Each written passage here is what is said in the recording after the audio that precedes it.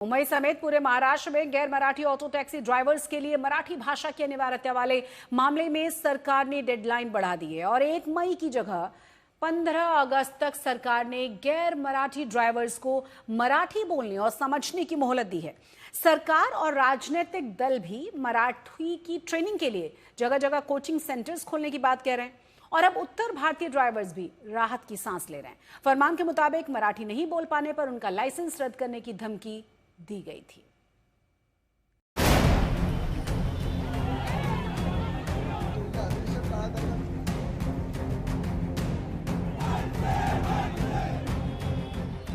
भले ही महाराष्ट्र सरकार ने गैर मराठी ऑटो टैक्सी ड्राइवरों को मराठी सीखने के लिए 15 अगस्त तक की मोहलत दे दी है, लेकिन परिवहन मंत्री प्रताप सरनाईक मराठी की अनिवार्यता वाले शासनादेश के बाद से लगातार मीटिंग पर मीटिंग कर रहे हैं। आज एक बार फिर सरनाईक ने दोहराया कि 1 मई यानी महाराष्ट्र दिवस से परिवहन विभाग अपना अभियान जारी रखेगा और ऑटो रिक्शा ड्राइवरों का वेरिफिकेशन लगातार किया जाएगा। इस दौरान जिनके दस्तावेज या लाइसेंस में किसी तरह की गड़बड़ी पाई जाएगी, उनके खिलाफ सख्त कार्रवाई की जाएगी। सबसे पहले तो मैं यही कहना चाहता हूं कि मराठी भाषा के ऊपर कोई राजनीति नहीं है। मराठी भाषा का इतिहास बहुत पुराना है, 2300 साल से भी अधिक ये इतिहास है और मराठी भाषा के ऊपर प्यार करने वाले लोग इस दुनिया में है। हमारा मुंबई शहर है, खासकर महाराष्ट्र है, ये महाराष्ट्र की संस्कृति और परंपरा है कि आने वाले जो भी लोग हैं उनको रोजगार देना, क्योंकि मुंबई में लाखों लोग रोज आते हैं और व्यवसाय करते हैं, अपनी रोजी रोटी के ऊपर परिवार का गुजारा करते हैं। हमारा भी यही कहना है कि आइए, हम आपके लिए तैयार हैं। हम आपको रोजी रोटी देने के लिए अगर तैयार होंगे तो हमारी जो मराठी है, हमारी जो राजभाषा है, उसका आदर करना भी आपका कर्तव्य बनता है। परिवहन मंत्री ने साफ कर दिया है कि मराठी भाषा को लेकर फिलहाल राहत दी गई है, लेकिन गैर मराठी ड्राइवरों को 15 अगस्त तक हर हाल में मराठी सीखनी होगी। गैर मराठी रिक्शा और टैक्सी चालकों के लिए अब 15 अगस्त तक मराठी सीखने की मोहलत सरकार ने दी है, क्योंकि परिवहन मंत्री प्रताप सरनाईक ने आज घोषणा की कि परमिट का वेरिफिकेशन ड्राइव 1 मई से यानी महाराष्ट्र दिन से शुरू तो होगा, लेकिन मराठी भाषा की जो सख्ती इन ड्राइवरों को की गई थी उसमें अब शिथिलता लाई जाएगी और लगभग 1 मई से 15 अगस्त यानी 100 दिनों की मोहलत उन्हें दी जाएगी, जिसमें वो मराठी सीख सकते हैं। लेकिन 16 अगस्त से इन सभी को मराठी अनिवार्य होगी, वरना उन्हें सख्त से सख्त कार्रवाई का सामना करना पड़ सकता है। आज की अहम बैठक में बांग्लादेशी और रोहिंग्या के खिलाफ कार्रवाई का मुद्दा भी उठा। परिवहन मंत्री सरनाईक ने कहा कि विस्तार से जांच के बाद उनके खिलाफ FIR भी दर्ज की जाएगी। वहीं ऑटो टैक्सी ड्राइवर भी 100 दिन की मोहलत मिलने के बाद रिलैक्स दिख रहे हैं।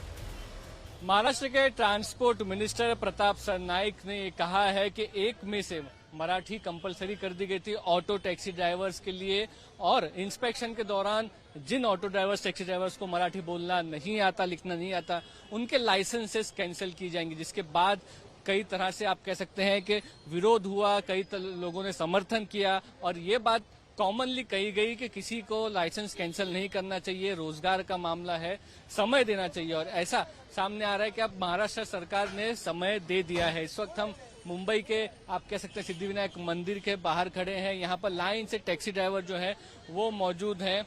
टैक्सी चालकों के लिए, ऑटो चालकों के लिए 4 महीने सरकार ने दिए मराठी सीखने लिखने के लिए। कैसे देखते हैं इसको? अभी क्या है, उसका भी पेट पे है ना, कुछ ना कुछ उसका भी, उसको किसका भगाएगा, लेकिन उसको भी 4 महीने दिया, देखते हैं सीखेगा नहीं सीखेगा तो उसको मार खाना ही है, उसको भगाना ही है। लेकिन ये मारना ऐसा आपको लगता है कि आप खुद मारेगा नहीं, कोई नहीं मारेगा, उसको बोलेगा भाई मराठी बोल, बस इतना ही करेगा, या तो आप भाग जाओ।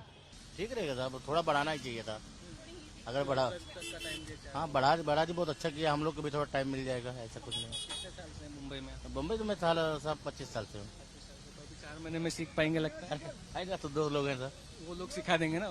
हमारा जहां मराठी ड्राइवर मराठी भाषा की अनिवार्यता वाले फैसले को सही ठहरा रहे हैं, वहीं गैर मराठी ऑटो रिक्शा ड्राइवर भी भरोसा जता रहे हैं कि वो अगले 3 महीने में इतनी मराठी जरूर बोलने और समझने लगेंगे जिससे उनको और यात्रियों दोनों को दिक्कत ना हो।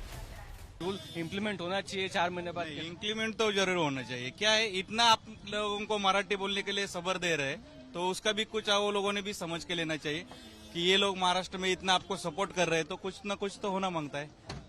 कि ये क्या है, अभी समय दिया तो उनका उपभोग भी उन्होंने लेना चाहिए कि अपनों को इतना सिस्टम नहीं चला रहा है, आप इधर खा पी के पेट भर के आप उन सब कर रहे हैं, बराबर।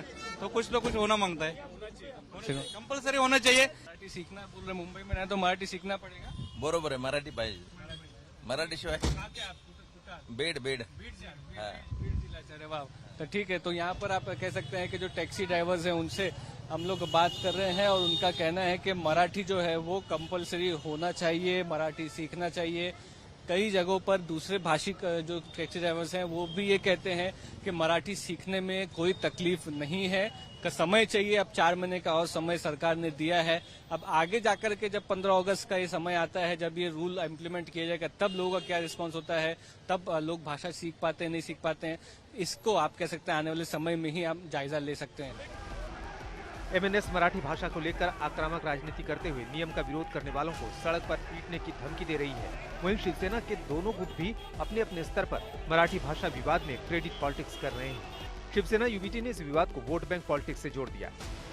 ये वोट बैंक की राजनीति पर काम चल रहा है और कुछ नहीं।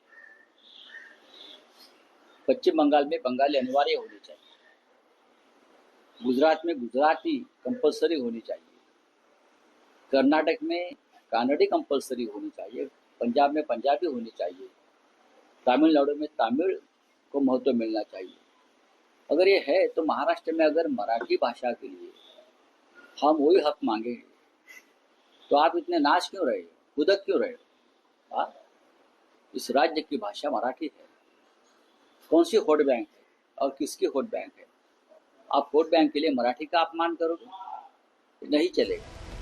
तो उत्तर भारतीयों की राजनीति करने वाले शिवसेना नेता और पूर्व सांसद संजय निरुपम ने कहा कि मराठी भाषा वाले फरमान में नियमों को सरल करना होगा, क्योंकि गैर मराठियों के लिए मराठी लिखना बेहद जटिल काम है।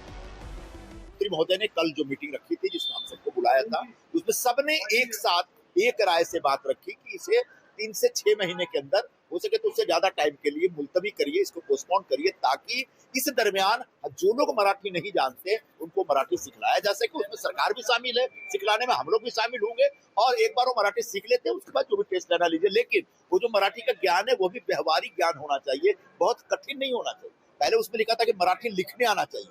अब मैं दावे के साथ कहता हूँ कि बहुत सारे महाराष्ट्र के मराठी भाषिक ऑटो चालक है, वो इतने कम पढ़े लिखे हैं कि वो मराठी लिख भी नहीं सकते, मराठी वाले भी। तो जो हिंदी वालों से अगर आप उम्मीद करेंगे कि वो मराठी लिखे तो ये थोड़ी जाती हो जाएगी। तो लिखने वाला विषय वापस हो रहा है और उसके बाद फिर परमिट रद्द या लाइसेंस जब्त करने वाली बात वापस हो रही है और इसके लिए आने वाले दिनों में मराठी बोलचाल की भाषा समझ सके, इसके लिए हम लोग अपनी तरफ से अभियान करेंगे। सवाल है कि क्या मराठी भाषा के नाम पर वाकई वोट बैंक की सियासत हो रही है या फिर सरकार की मंशा सिर्फ यही है कि मराठी भाषा और संस्कृति का सम्मान होना चाहिए। ऋत्विक भालेकर के साथ मुस्तफा शेख, मुंबई, आज तक।